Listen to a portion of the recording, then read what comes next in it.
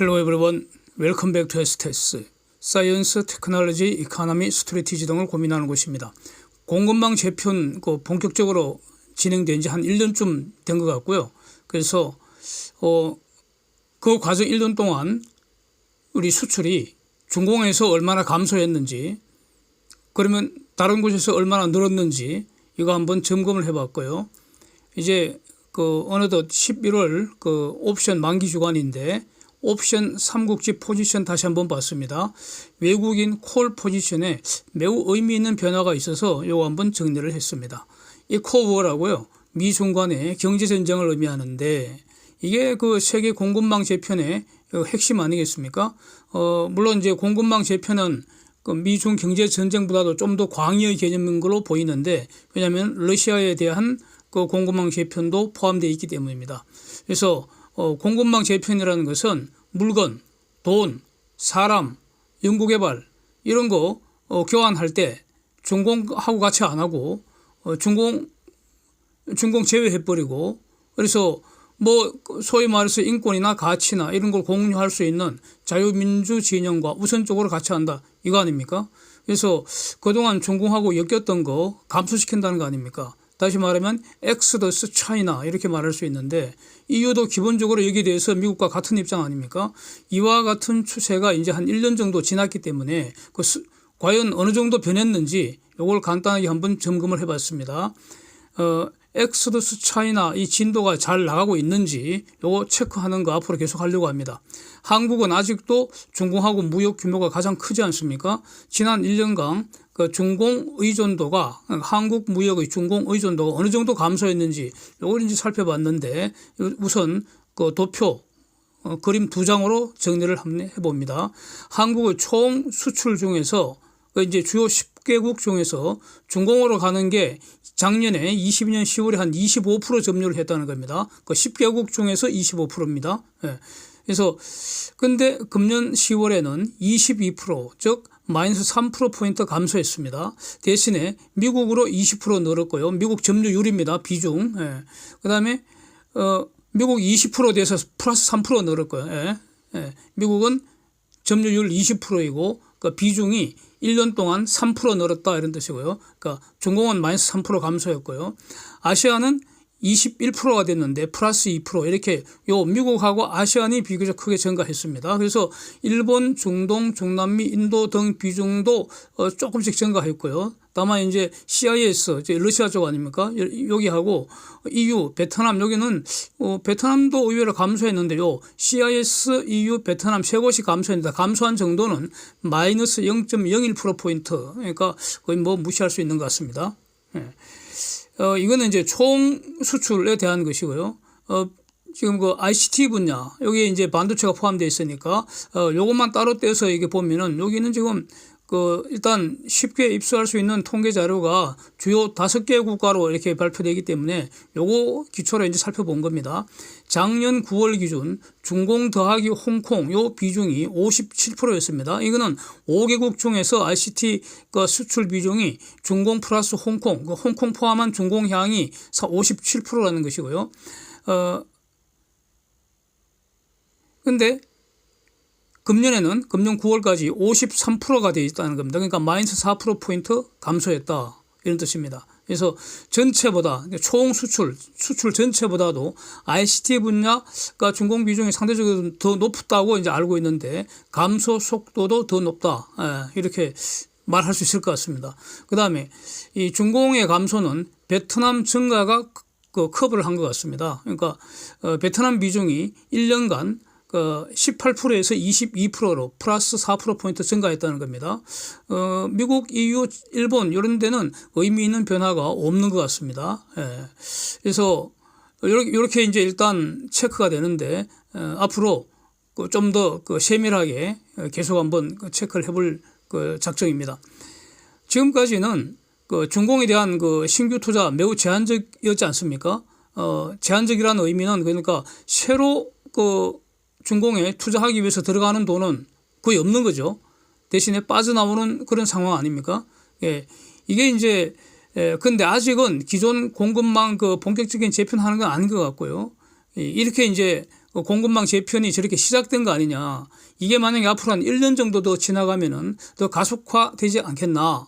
그래서 내년쯤에는 총 수출의 그 중공 비중이 20% 밑으로 내려갈 가능성 매우 높은 거 아니냐. 그래서 결국 어디까지 내려갈 거냐. 예? 일단 20% 밑으로 깨져버리면은 일단 10% 중반대 향해서 그 중기적으로 가지 않겠나. 뭐 이렇게 볼 수 있을 것 같습니다. 예. 그래서 기본적인 앞으로 그 예상되는 방향, 중공 비중 더 가속적으로 감소하고 중공 대체하는 곳이 부상하지 않겠나. 거기가 어디인가. 이걸 주목을 해야 할 것 같습니다. 그래서 이제 같이 볼 게 한 두 가지 정도가 있는데 이전에 본 건데 중공의 Foreign Direct Investment, 즉 외국인이 중공에 직접 투자하는 거, 이거 감소하는 모습이 아주 급납니다. 급나게 감소하고 있다. 다시 한번 체크해 보고요. 저 같은 경우는 외국인 중공 직접 투자 저거 최소한 저러한 그 감소세가 최소한 한 10년 정도 지속될 가능성, 저는 그걸 주목을 하고 있습니다. 예. 앞으로 계속 관찰해 볼 예정입니다. 그 다음에 또 같이 볼 게 한국, 미국, 중공 10년 국채 그 수익률. 요거 한번 보시죠. 그 추세 한번 보시죠.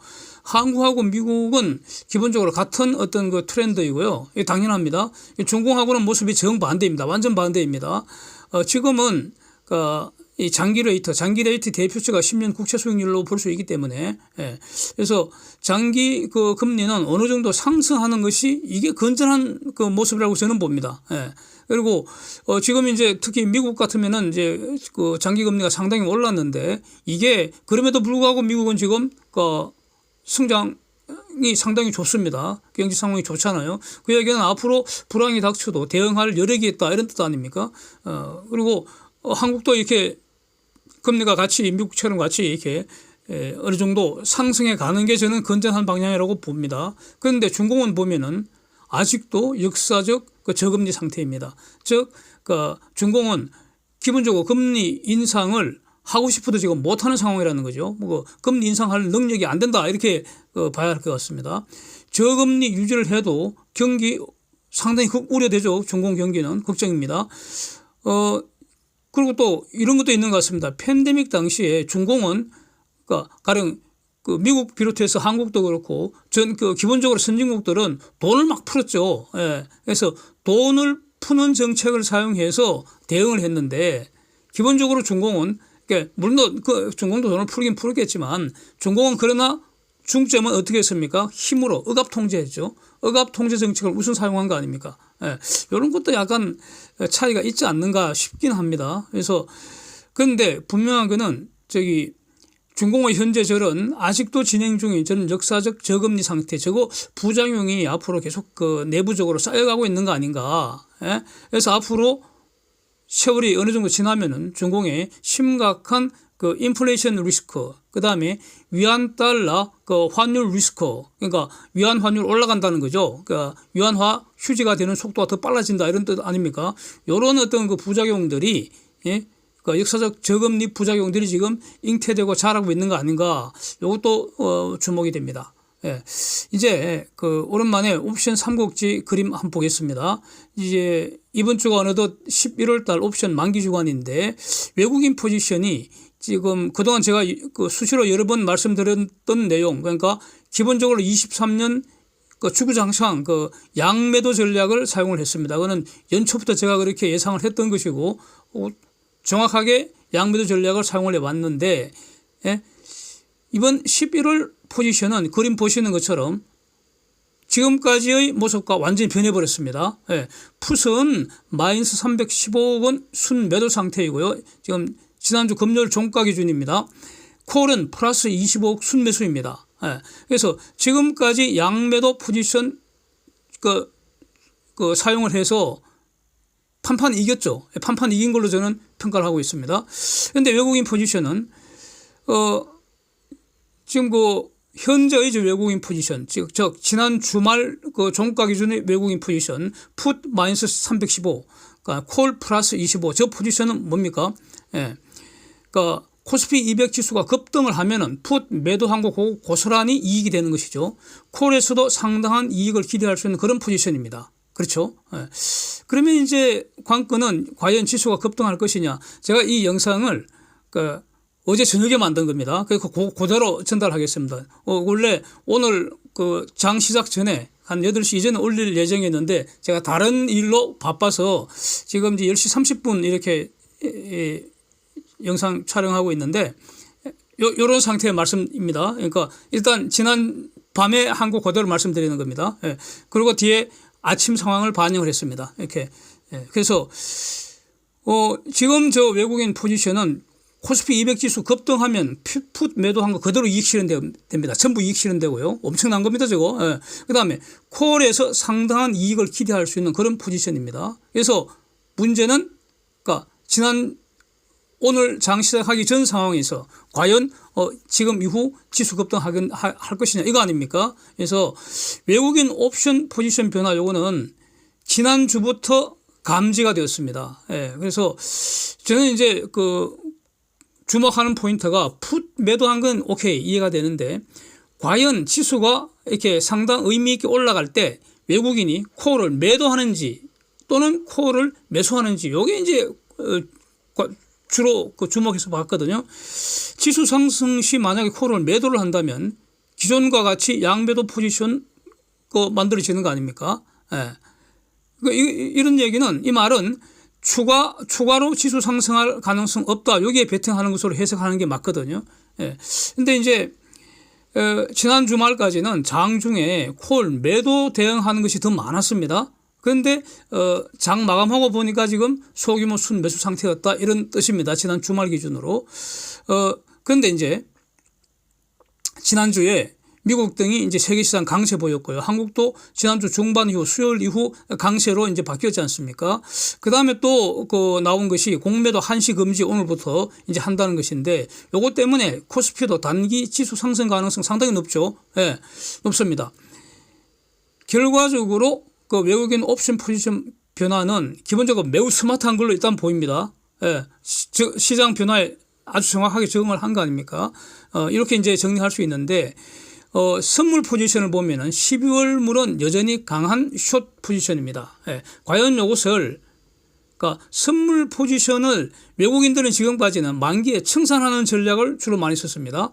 이번에 여기서 관전 포인트는 이익 실현하면서 청산하는지 또는 여전히 만기 청산해버리는지 요 두 가지를 주목을 하는 게 안고라고 생각되고요. 선물 포지션에서는 만약에 이익 실현하면서 청산해버리면은 그러면 대규모 프로그램 매수가 유입될 수도 있고요. 그러면 지수 강세 가능성이 매우 높죠. 그러면 현재의 앞으로 콜에서 대박도 가능하다 뭐 이런 상황입니다. 그런데 하여튼 여러 번 이런 말씀 드릴 때마다 강조하는 게 파생은 경우수가 너무 많습니다.